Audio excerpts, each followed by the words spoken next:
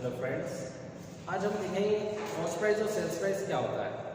Cost price sales price के question हमने देखे एसएससी में आते हैं, कांस्टेबल वाली एग्जाम होती है, स्टेट वाइज जो होती है, सेंट्रल लेवल की भी एग्जाम होती है, जैसे IBPS SBI भी होती है, वो PO हुआ या फिर आप मान लो क्लर्क हुआ, सब में कॉस्ट प्राइस और सेल्स प्राइस के क्वेश्चन देखने को मिलते हैं। तो आज हम सिर्फ इसका एक बेसिक चैप्टर पढ़ेंगे। बेसिक देखेंगे इसमें होते क्या है, क्या क्या पार्ट्स होते हैं, किस चीज़ से को लेकर एग्जामिनर क्वेश्चन पूछ सकता है। ठीक है, तो मैंने यहाँ पहले से लिख रखा है, आप देखिए कॉस्ट प्राइस। आज अपन बेसिक पढ़ेंगे, इसका ही अपन पढ़ेंगे फर्स्ट पार्ट, कॉस्ट प्राइस और सेल्स प्राइस। अब अपन इसको देखेंगे कि आमतौर पे होता क्या है। कॉस्ट प्राइस क्रय मूल्य, क्रय मूल्य वो होता है कि जिस कीमत पे अपन ने वस्तु को खरीदा है, जिस कीमत पे वस्तु को खरीदा है, क्वेश्चन में बोला जाएगा कि ये इस कीमत पे खरीदा गया है, तो अपना कॉस्ट प्राइस। बेचा है अगर बोले तो वो अपने क्या कहलाएगा, विक्रय मूल्य, sales price. Cost price, cost price को अपन हमेशा या फिर कभी कभी से क्वेश्चन के हिसाब से अपन चेंज भी कर सकते हैं, लेकिन क्या है कि अपन उसको पहले अधिकतर अपन उसको 100% मानेंगे कि कॉस्ट प्राइस जो होता है वो 100% होता है। तो सबसे पहले अपन ने देखा कि कॉस्ट प्राइस 100% मानेंगे। फिर सेल्स प्राइस क्या होता है, सेल्स प्राइस होता है कि जिस वस्तु को हमने किस मूल्य पे बेचा है। अब देखो अधिकतर क्वेश्चन ऐसे होते हैं, वैसे वास्तविक तौर पे देखा जाए तो दुकानदार जो है वो हमेशा प्रॉफिट पे बेचता है, लेकिन कभी कभी क्वेश्चन में दिया जाता है कि उसको लॉस हो गया, हानि हो गई, तो वो भी होता है। अगर सेल्स प्राइस में प्रॉफिट इंक्लूड है, यहाँ देखेंगे अपन कि sales, cost price and profit अगर इसमें इंक्लूड है, तो अगर प्रॉफिट हो रहा है तो अपन परसेंटेज में 100 की प्लस करेंगे। जैसे अगर क्वेश्चन में बोला गया है कि दुकानदार को 10% का लाभ हो, तो अपन 100 से प्लस करेंगे, मतलब उसको क्या लिखेंगे, 110। अब अगर हमें अगर लॉस होता है तो लॉस भी क्या होता है, मतलब यहाँ पर हम देखें कि सेल्स प्राइस है, जितना भी बोला, अगर बोलता है कि 10% की हानि हुई है, 10% की हानि मतलब 100 में से अपन माइनस करेंगे तो कितना हो जाएगी हानि, मतलब 90। देखा जाए तो क्या कहा गया कि अगर 100 रुपये की कोई वस्तु है और उसको 90 पे बेचा गया है, मतलब हानि हुई है।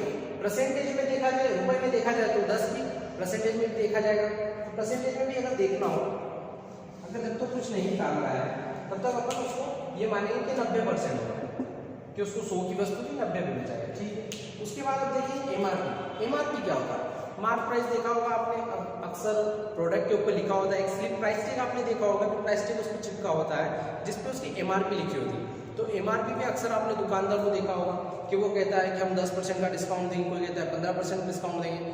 तो मतलब उसमें MRP में इंक्लूड क्या क्या होता है, एक सेल्स प्राइस, सेल्स प्राइस जिसपे वो बेचेगा, अगर डिस्काउंट देता है तो उसमें डिस्काउंट भी होता है। सेल्स प्राइस में और क्या होता है, सेल्स प्राइस में क्या होता है कि CP तो होता ही है, प्लस प्रॉफिट भी होगा। अगर वो प्रॉफिट कमाता है, प्रॉफिट अर्न करता है तो उसमें प्रॉफिट होगा, देन अगर लॉस होता है तो लॉस होगा। यहाँ पे MRP में हमने देखा कि क्या होगा, सेल्स प्राइस प्लस डिस्काउंट। अब देखते हैं कि अगर हमने देखा है क्वेश्चन में दिया गया है कि ग्राहक को अगर अपन क्वेश्चन ले लेते, मान लेते हैं कि एक व्यक्ति 1500 रुपये में 1500 रुपये एक का कॉस्ट प्राइस MRP रखता है, MRP उसमें रखी 1500। अब अगर वो कहता है कि मैंने 20% का डिस्काउंट दिया है, 20% का डिस्काउंट दिया, तो अपन डिस्काउंट को कैसे काउंट करते हैं कि 1500 का, या तो आप इसका 20% निकाल के उसमें से माइनस करो, या फिर डायरेक्ट उसका 80% निकाल दो। फिर उसमें अब जैसे अपन को देखना है कि उसमें प्रॉफिट कितना कमा है, जैसे अगर डिस्काउंट दिया है या फिर इसको डिस्काउंट में मानते हो, अपन माने कि ये इसका कॉस्ट प्राइस है, यदि उसने उसको 2000 में बेचा है, ये इसका सेल्स प्राइस, कॉस्ट प्राइस मान लिया 1500, उसने उसको 2000 में बेचा है, तो उसको प्रतिशत लाभ कितना हो। तो प्रतिशत लाभ देखने के लिए पहले अपन इसको क्या करेंगे, इन दोनों का डिफरेंस, अगर लाभ होगा तो इन दोनों का जो डिफरेंस, प्रॉफिट कैसे होगा, कॉस्ट प्राइस अगर कम होगा और सेल्स प्राइस ज्यादा होगा तो प्रॉफिट होगा, तो इन दोनों का डिफरेंस यहाँ लिखेंगे। फिर अपॉन में अपने को जब तक क्वेश्चन में नहीं कहा गया तब तक अपन प्रॉफिट या लॉस परसेंटेज की अगर कोई भी गणना करेंगे तो कॉस्ट प्राइस पे ही करेंगे। तो sales price minus cost price, ये अपन यहाँ से प्रॉफिट निकालेंगे, ठीक है, लेकिन गणना करके करेंगे कॉस्ट प्राइस पे। वैसे ही जब तक क्वेश्चन में नहीं बोला लॉस कैसे होता है, लॉस मतलब कॉस्ट प्राइस अगर बड़ा हो सेल्स प्राइस से तो लॉस होगा, तो इसकी भी गणना हम किस पे करेंगे, कॉस्ट प्राइस पे करेंगे। ठीक है, फिर हम देखते हैं कुछ क्वेश्चन इसमें।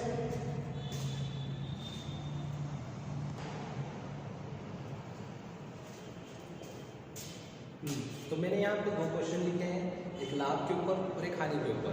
पहले आप जो मैंने आपको पहले बोर्ड पे लिखा था, आप उसका एक स्क्रीनशॉट ले लें अपने पास, नोट कर ले ताकि आपको याद रहे। ठीक है, अब यहाँ पर देखिए कि यहाँ पे क्या कहा गया क्वेश्चन में कि एक वस्तु का क्रय मूल्य 1000 रुपये। क्रय मूल्य मतलब उस वस्तु को दुकानदार को 1000 रुपये में उसकी खरीदी थी, 1000 रुपये में खरीदा। यदि 10% का लाभ चाहिए, मतलब दुकानदार जो है 10% का लाभ कमाना चाहता है, तो उस वस्तु का विक्रय मूल्य क्या होगा।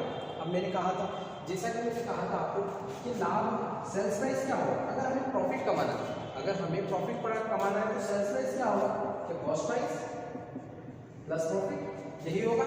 अगर हमें प्रॉफिट हो रहा है तो यही होगा। अब देखा जाए क्वेश्चन में क्या कहा गया है कि 1000 रुपये इसका कॉस्ट प्राइस है। ठीक है, 1000 रुपये कॉस्ट प्राइस होगा। मैंने बताया था कि सेल्स प्राइस अगर परसेंटेज में लिखेंगे तो कैसे लिखेंगे, कॉस्ट प्राइस प्लस प्रॉफिट, मतलब कॉस्ट प्राइस को अपन मानते हैं 100 और प्रॉफिट कितना दिया गया है 10%, दोनों को मिला के कितना होगा 110%। अब यहाँ पे सेल्स प्राइस कॉस्ट प्राइस दिया है, 10% का लाभ कमाना है, तो हमें क्या निकालना होगा उस कॉस्ट प्राइस का 110%। इस तरह हम इसको डायरेक्ट कर सकते हैं, इसको ले लिया तो यहाँ पे 1100, मतलब वो व्यक्ति ने 1000 रुपये में वस्तु खरीदी, 10% के लाभ पर 1100 रुपये में बेच दी। ठीक है, वैसे अगर कभी वैसे वास्तविकता में नहीं होता कि कोई दुकानदार अपनी चीज को हानि पर बेचे, लेकिन अगर हमें क्वेश्चन में दिया गया है, सवाल में दिया गया है, तो हम उसको सॉल्व कैसे करेंगे वो देखते हैं। ठीक है, ये एक क्वेश्चन हमने दिया है, एक वस्तु का कॉस्ट प्राइस, ये कॉस्ट प्राइस क्या कितना है 1500 रुपये। यदि विक्रेता 20% की हानि पर बेचता है, विक्रेता दुकानदार 20% की हानि पर बेचता है, तो उसका विक्रय मूल्य क्या होगा। ठीक है, वैसे ही क्वेश्चन है, लेकिन यहाँ पे जो है सेल्स प्राइस क्या दिया गया है, उसने बोला है कि कॉस्ट प्राइस है, लेकिन कॉस्ट प्राइस क्या है जो बड़ा है, कॉस्ट प्राइस सेल्स प्राइस से बड़ा है, मतलब हानि हुई है। हानि हुई है, अब आपने बोला गया कि 20% की हानि पे बेचता है, तो हम यहाँ पे देखेंगे कि हमने उसको खरीदा कितने में था 1500 में, ये इसका कॉस्ट प्राइस है। मैंने बताया था आपको सेल्स प्राइस में अगर लॉस होता है तो अपन क्या करेंगे 100 में से माइनस करेंगे। पहले वाला आप ब्रेक करके देख सकते हो, रिवर्स करके, कि हमने क्या बताया था कि अगर लॉस होता है, डिस्काउंट होता है, लॉस या डिस्काउंट दोनों कमी करके देते हैं, तो यहाँ पे देखेंगे लॉस हुआ है, कितना हुआ है 20% का, यहाँ पे हम परसेंटेज में माइनस करें कितना हुआ 80%। वैसे ही अब यहाँ पे बोला है 1500 का डायरेक्ट आप निकाल दो 80%, ये इसका विक्रय मूल्य आएगा। ये यहाँ से आएगा 1200, मतलब क्वेश्चन के हिसाब से क्या कहा कि 1500 में उसका कॉस्ट प्राइस 20% हानि पे बेचता है, तो वो कितने में बेचेगा 1200 में बेचेगा। सेम क्वेश्चन हम ले लेते हैं।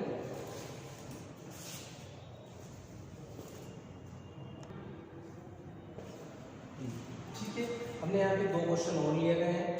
जैसे इसमें दिया गया है कि एक वस्तु का क्रय मूल्य, जैसे मैंने आपको बताया था कि पहले हमने क्या करा कि विक्रय मूल्य अंको उसका वास्तविक मूल्य निकाला। अब अगर हमें यहाँ डायरेक्ट पूछ लिया गया कि उसको लाभ कितना प्रतिशत हुआ, कहा गया क्वेश्चन में, जैसे हम क्वेश्चन पे आते हैं, एक वस्तु का क्रय मूल्य 1000 रुपये, यदि 1100 रुपये में बेचा गया तो उसका लाभ प्रतिशत क्या होगा। क्योंकि अब देखिए कि 1000 में उस दुकानदार को पड़ा है, 1100 में बेचा है उसने, मतलब उसको प्रॉफिट हुआ है। रुपए में हमें कितना प्रॉफिट हुआ ये तो हम जानते हैं कि इसका रुपए में प्रॉफिट कितना हुआ 100। अब उसको प्रतिशत में ज्ञात करना है, तो सबसे पहले मैंने इसको आपको बेसिक समझाया था, उसमें आप देखना मैंने क्या बताया था कि अगर लाभ या हानि कुछ भी हो रहा है तो आप सबसे पहले उसका डिफरेंस लिख दो। अगर हमें लाभ हो रहा है तो भी डिफरेंस होगा और हानि होगी तो भी डिफरेंस होगा। यहाँ पे डिफरेंस कितना है 100। जब तक प्रश्न में कुछ नहीं कहा गया है तब तक हमें लाभ और हानि की गणना किस पे करनी है, कॉस्ट प्राइस पे करनी है। यहाँ पे हमारा जो लाभ हुआ था 100, गणना किस पे करनी है, कॉस्ट प्राइस पे। कॉस्ट प्राइस हमारा क्या दिया हुआ था 1000 रुपये इंटू 100, परसेंटेज में निकाला 100। देखिए यहाँ से 0, यहाँ से आएगा 10%, मतलब यहाँ पे क्या हुआ कि उसने 1000 में खरीदा, 1100 में बेचा, मतलब 10% का लाभ हुआ। ठीक है, वैसे ही क्वेश्चन अब यहाँ पे हमने लाभ के ऊपर करा था, अब हम यहाँ पे हानि पे करेंगे। क्या कहा गया क्वेश्चन में, एक वस्तु का कॉस्ट प्राइस 1500, यदि विक्रय मूल्य 1200 रुपये है तो लाभ हानि प्रतिशत ज्ञात करें। जो पहले वाले क्वेश्चन थे, अभी इससे पहले 2 क्वेश्चन जो करें उसको ही मैंने हटा के पहले हमने 1200 निकाला था और लाभ हानि प्रतिशत दिया हुआ था। अब 1200 दिया हुआ, लाभ हानि प्रतिशत ज्ञात करें। अब ये हमें पता चल रहा है सामने क्वेश्चन में कि 1500 में खरीदा और 1200 में बेचा है, मतलब उसको हानि हुई है। देखिए हमें हानि कितनी की हुई, 300 रुपये की हानि हुई है। लाभ या हानि तो लाभ होने का सवाल नहीं है, ठीक है, मतलब हानि निकलेगा। अब मैंने जैसा यहाँ बताया कि सिर्फ दोनों का डिफरेंस लेना है। डिफरेंस कितना है? 300। कुछ नहीं बोला है, तब तक हम उसकी गणना किस पे करेंगे? हानि प्रतिशत की गणना कॉस्ट प्राइस पे। कॉस्ट प्राइस हमारा यहाँ कितना दिया था? 1500 इंटू 100। यहाँ से कितना आएगा? 300 से 510 ये जाएगा 29। ठीक है, यहाँ पे 20 जो आएगा 20 हानि प्रतिशत आया क्योंकि हमें हानि दी हुई थी। तो अब आपको समझ में आ गया और मैं क्या कहना चाह रहा हूँ कि हमेशा जब तक क्वेश्चन में कुछ नहीं कर रहा है तब तक हमें उसकी गणना कॉस्ट प्राइस पे की है और यहाँ पे भी हमने कॉस्ट प्राइस पे की है। फिर इसके बाद हम देखते हैं कुछ और क्वेश्चन।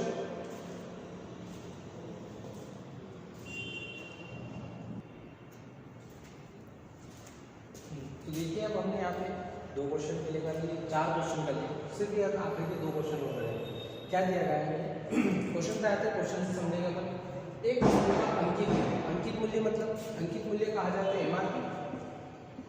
एमआरपी 2000 रुपये यदि बट्टा प्रतिशत 20% हो, यदि बट्टा प्रतिशत 20 हो, बट्टा मतलब डिस्काउंट जो अपने को दुकानदार पे एमआरपी में दिया जाता है, डिस्काउंट इतना तो उस वस्तु का विक्रय मूल्य ज्ञात करें। देखिए अब हमें क्या दिया गया? एमआरपी किसी भी दुकान पर हम कोई भी चीज़ खरीदने जाते हैं तो उस पर दिया होता है कि किसी भी अगर मान लिया हमने कि जीन्स खरीदने जाते हैं तो उस पर 1500 अगर लिखा होता है एमआरपी, तो कुछ ना कुछ हम उससे कम करवाते हैं, डिस्काउंट दीजिए सर इतना दीजिए, तो वो ऑलरेडी वैसे देते हैं अधिकतर तो 10% डिस्काउंट दे दिया, फिर 10% वो माइनस करके हमको बेचेगा कितने में, मतलब कागज का विक्रय मूल्य कितना है।